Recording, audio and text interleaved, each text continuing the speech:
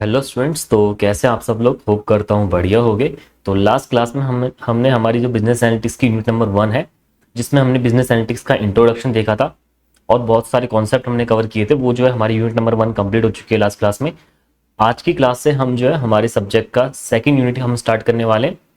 Second unit जो है हमारी बिजनेस एनालिटिक्स सब्जेक्ट की, जिसका नेम है हमारा data preparation, summarisation and visualisation using spreadsheet. तो टोटली यहाँ पे आपके 3 टॉपिक्स हम कवर करने वाले हैं। हमने फर्स्ट यूनिट में जैसे डिस्कस किया था, जब हमारा एनालिसिस प्रोसेस होता है या एनालिटिक्स प्रोसेस होता है, सबसे पहले जो प्रोसेस की स्टार्ट होती है वो हमारी स्टार्ट होती है डाटा को गैदर करने से। पहले हमारे पास डाटा होना चाहिए, उसके आगे हम कुछ कर पाएंगे। तो डाटा कलेक्ट करने के बाद ना हम डाटा को रेडी करते हैं हमारे एनालिसिस के लिए या आपको एनालिटिक्स के लिए, जिसके लिए हमें ना एक प्रोसेस के थ्रू उसको लेके चलना पड़ता है, जिससे जो है उसके अंदर जो भी कमियां होती है और जिस फॉर्म में हमें डाटा चाहिए, जिस टाइप से हमें डाटा चाहिए, उस वे में हम जो है उसको मॉडिफाई कर सके, जिसे हम जो है डाटा प्रोसेस कहते हैं, डाटा प्रिपरेशन कहते हैं। तो यहाँ पे बेसिकली हम वही सीखने वाले हैं, डाटा को कैसे हम प्रिपेयर करते हैं। प्रिपेयर करने के बाद जब हमारा प्रिपेयर हो गया, उसको समराइज कैसे करते हैं, यानी कि उसके अंदर से जो इन्फॉर्मेशन है ना, वो जो बेसिक इन्फॉर्मेशन है वो कैसे हम जो है पता लगाते हैं, या आप कह सकते हो एनालिसिस। जैसे एनालिसिस के अंदर हम जो बेसिक इन्फॉर्मेशन पता लगाते थे, बेसिक क्वेश्चन हम पता लगाते थे एनालिसिस के अंदर, वो हम जो है कैसे करते हैं। उसके साथ साथ हम विजुअलाइजेशन सीखने वाले हैं। जैसे मैंने आपको बताया था ना, अगर हमारे पास सेल्स का डाटा गिवन है तो चार्ट्स में हम जो है उसको डिवाइड कर सकते हैं कि डेली बेसिस पे, मंथली बेसिस पे हमारी सेल्स किस टाइप से हो रही है। अगर आपके पास चार्ट है तो आप इंस्टेंटली देख के जो है आप ट्रेंड का पता लगा सकते हो, या सेल्स किस टाइप से चल रही है वो आप पता लगा सकते हो। तो ये सारा जो प्रोसेस है ना, वो हम करके देखने वाले हैं अब। और हम जो ये करने वाले हैं वो एक्सेल के अंदर करने वाले हैं। एक्सेल मैं बताऊंगा अभी क्या होता है आपको बेसिकली, और वैसे आपको पता भी होगा बहुत से बच्चों को एक्सेल क्या होता है बेसिकली। और एक्सेल ना हम जो यहाँ पे सीखने वाले हैं वो सिर्फ बीकॉम के आपके एग्जाम के अंदर नहीं, आगे भी आप कहीं पे भी जॉब करते हो ना, तो वहां पे भी आपका जो ये काम आने वाला है। क्योंकि किसी भी आप इंडस्ट्री में चले जाओ, किसी भी आप कहीं पे भी काम करने चले जाओ, वहां पे जो है एक्सेल की आपको नीड पड़ेगी। या आप बेसिकली अपने जो कुछ आप डे टू डे टास्क वगैरह जो है, या आप कुछ अगर आपकी बेसिक नीड्स है, वहां पे भी जो है एक्सेल का यूज कर सकते हो। जहां पे भी आपको जो है कोई भी डाटा को प्रिपेयर करना है या कुछ भी आपको जो है रिकॉर्ड्स रखने हैं, तो वहां पे जो आप एक्सेल का यूज कर सकते हो। तो यहाँ पे इसके अंदर जैसे मैंने बताया आपको, डाटा प्रिपरेशन हम सीखेंगे, समराइजेशन हम सीखेंगे, विजुअलाइजेशन हम सीखेंगे यूजिंग स्प्रेडशीट, या मैं कहूँ एक्सेल का यूज करके। डाटा प्रिपरेशन, अब आपका डाटा प्रिपरेशन होता क्या बेसिकली। डाटा प्रिपरेशन के अंदर मैं बात करूं तो data preparation is the process, क्या हो गया, ठीक है। तो डाटा प्रिपरेशन कहता है, data preparation is the process of gathering, gather करना यानी कि इकट्ठा करना, कंबाइनिंग यानी कि जो आपने गैदर किया डिफरेंट डिफरेंट चीजें उनको एक साथ कंबाइन करना, स्ट्रक्चरिंग यानी कि उसको स्ट्रक्चर्ड फॉर्म में लेके आना, and organising data using various analytical and business intelligence tools and techniques.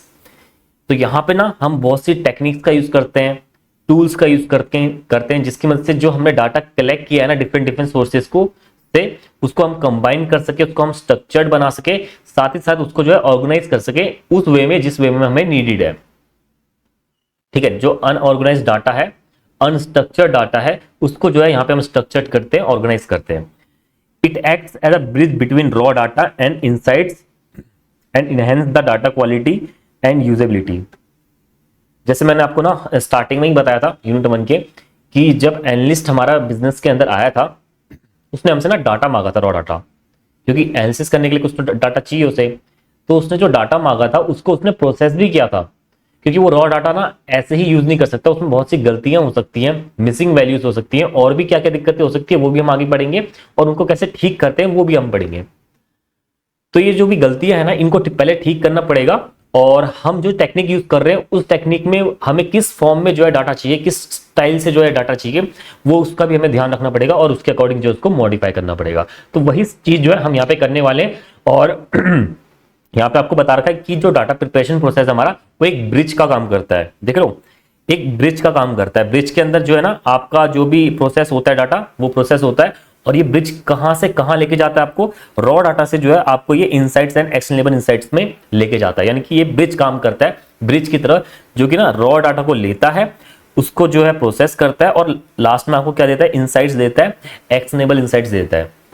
या आप कह सकते हो आपको स्ट्रक्चर्ड डाटा दे सकता है, दे देता है, जिसके ऊपर जो आप फर्दर वर्क कर सकते हो, एनालिसिस कर सकते हो, एनालिटिक्स कर सकते हो आपका। तो ये आपका बेसिकली डाटा प्रिपरेशन प्रोसेस हो गया। ये बेसिकली ना हमने फर्स्ट क्लास के फर्स्ट यूनिट के अंदर भी डिस्कस किया था प्रिपरेशन का, कि हम गैदर करते हैं, कलेक्ट करते हैं, क्लीनिंग करते हैं। अगर मैं दिखाऊं आपको एनसिस के प्रोसेस के अंदर, क्योंकि एनसिस के अंदर क्या है बेसिकली आपका, आप डाटा को प्रिपेयर करते थे और साथ ही साथ कुछ बेसिक क्वेश्चंस का आंसर करते थे। तो दो एलिमेंट उसमें आ जाते हैं आपके, कि एक तो आप डाटा प्रिपरेशन भी कर रहे हो, साथ ही साथ आप जो उसके अंदर से कुछ क्वेश्चंस का आंसर भी कर रहे हो, बेसिक क्वेश्चंस का। तो ये दो टाइप जो है उसके अंदर बेसिकली, अगर मैं कहूँ एनालिसिस के अंदर जो है आपका डाटा प्रिपरेशन इन्वॉल्व है, प्लस क्वेश्चंस का आंसर करना इन्वॉल्व है। तो मैं आपको दिखा रहा था कि क्या यहाँ पे आपका ये मैंने बताऊं डाटा कलेक्ट करना, और यहाँ पे क्या पढ़ा हमने, डाटा गैदर करना, सेम सेम आ गया ना। यहाँ पे क्लीनिंग करना डाटा को, और एक्सप्लोर करना, ट्रांसफॉर्म करना। अब यहाँ तक तो आपका ये डाटा को प्रोसेस ही कर रहे थे आप। इसके बाद जो है आगे आपने क्या करा, एनालिसिस करना स्टार्ट कर दिया। तो एनालिसिस के अंदर भी जो है आपका डाटा प्रिपरेशन इन्वॉल्व होता है। सबसे पहला स्टेप भी आपका क्या होता है कि डाटा को प्रिपेयर करना। इसके बाद हम बात करें एप्लीकेशंस ऑफ डाटा प्रिपरेशन, यानी कि इसके क्या यूज है, डाटा प्रिपेयर क्यों करते हैं, क्या बेनिफिट्स आपको हो सकता है, कहां कहां पे इसका यूज किया जाता है। तो इसका यूज क्यों किया जाता है, सबसे पहले जो है एनहेंस रिजल्ट रिलायबिलिटी। कि जो आप ये वीडियो देख रहे हैं, इस वीडियो को बनाने में हमारी बहुत मेहनत है। क्लास को रिकॉर्ड करने से लेके एडिटिंग तक, नोट्स को बनाने तक काफ़ी मेहनत है। तो प्लीज़ आप इस चैनल को सब्सक्राइब जरूर करिए और अपने दोस्तों को भी शेयर करिए कि इस चैनल पे आपको बीकॉम की सारे कंटेंट्स अवेलेबल होते हैं। मैंने आपको पहले भी बता रखा है कि अगर आपका डाटा जितना एक्यूरेट होगा, आपके रिजल्ट भी उतनी ज्यादा एक्यूरेट होंगे। तो यहां पे आपसे कह रहा है कि जो रिजल्ट की रिलायबिलिटी है ना, आप उस पर कितना भरोसा कर सकते हो, वो आपका एनहेंस होता है। क्योंकि जितना आपका एक्यूरेट आपका रॉ डाटा होगा, उतना ही एक्यूरेट आपके पास रिजल्ट आने वाले हैं। Identifying and resolving the data issues, जो भी डाटा के अंदर जो भी दिक्कतें हैं, उनको जो है आप यहाँ पे ठीक कर सकते हो डाटा प्रोसेसिंग की मदद से।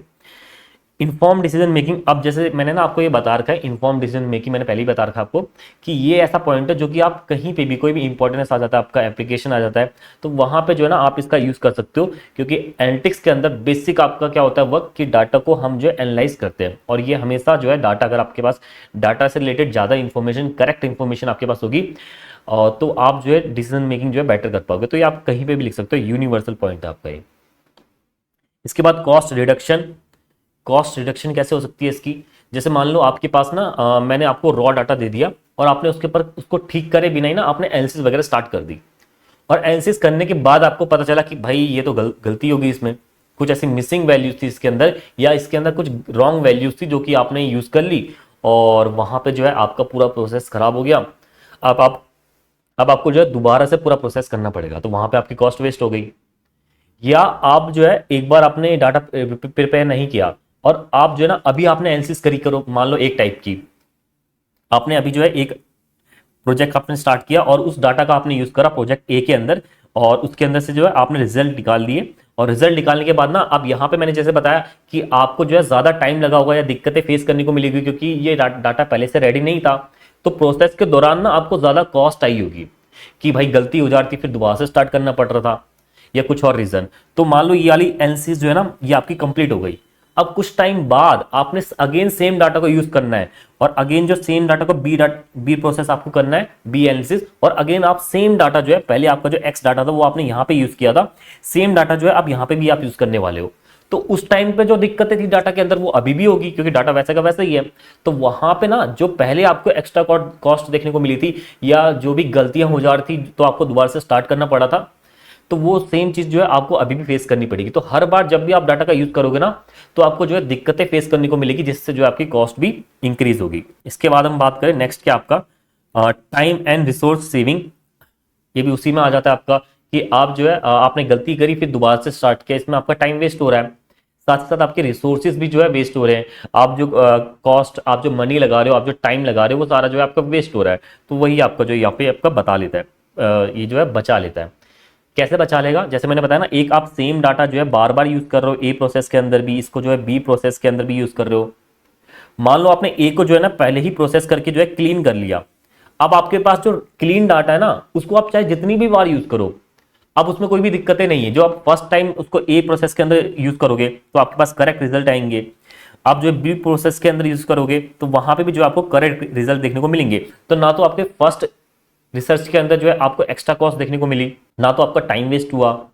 ठीक है, तो मैं क्या कह रहा था कि जब आपने जो है यहाँ पे डाटा जो आपने प्रिपेयर कर लिया ना, आपने जब प्रिपेयर डाटा यूज किया तो आप उससे चाहे जितने भी एनालिसिस करो, आपके एनालिसिस ए करो, एनालिसिस बी करो, जितनी भी बार उसका यूज करो, जितनी भी बार उसका यूज करो, आपको जो है एक बार आपने डाटा रेडी कर लिया तो उसके अंदर जो भी दिक्कतें हैं ना, उनकी वजह से आपको जो है दोबारा आपको प्रोसेस स्टार्ट नहीं करना पड़ेगा। मान लो आपके पास जो है डाटा आपके पास रेडी है, एक्स डाटा, इसका आपने अगर आप यूज करते हो ना, तो ए प्रोसेस आपने किया तो इसके अंदर ना तो इस डाटा के अंदर कोई गलतियां हैं, तो आपको जो है रीडू भी नहीं करना पड़ेगा इसको, मतलब कि अगेन जो है आप इसमें कोई गलतियां आ जाए और इसको दोबारा से स्टार्ट करो, ये केस आपके पास नहीं बनेगा।